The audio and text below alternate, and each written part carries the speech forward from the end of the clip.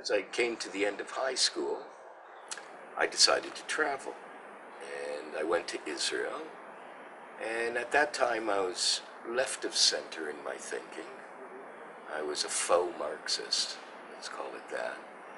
And I went to kibbutz to see what Marxism was all about and what Israel was about. And as a Jew, I felt I was connected and going home. So I spent a year on kibbutz, which I at times enjoyed, at times I didn't. But I kept on drawing. I was drawing at that time with a big pen, weirdly enough. And after Israel, I met up with my brother and we traveled through Europe. One afternoon, I was sitting in Mykonos on the island, on the beach, and the guy sits down across from me, and I see he takes out a pen and white sheets of a white book of paper, a book of white sheets of paper, and he's drawing. So I go and I take a look, I sit down, and he's making dots. He's dotting with this tiny nib. So I start talking to him about this. We talk about the paper, which was Arsh's paper, and the pen was a Rotring from Germany, and he let me draw a little, which turned into a lot of drawing. And I decided at that point, when I get to Central Europe, I'm going to buy myself these materials. So I got to Austria.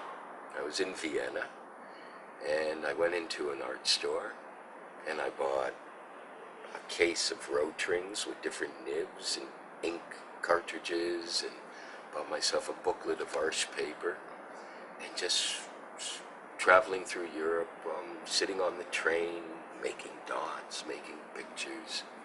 And when I got home, I was enrolled in York for fine arts.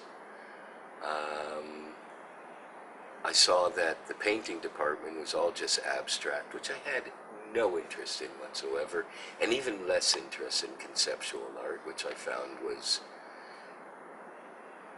very lame conceptually and barely fit into the term art. So I saw that in the etching department, it was like drawing, and I could dot, and I could do all this stuff on zinc plates, and I decided to do etching. So I got into etching, where I was producing cities made up of scratches and dots, and it was very much like working with a Rotring or repeatograph. And I enjoyed that, but I wasn't doing any painting anymore. And so for 4 years I didn't do painting, I just did etching. And I had my first show during my last year of university at a gallery called Gadatsi on Yorkville, which showed works on paper.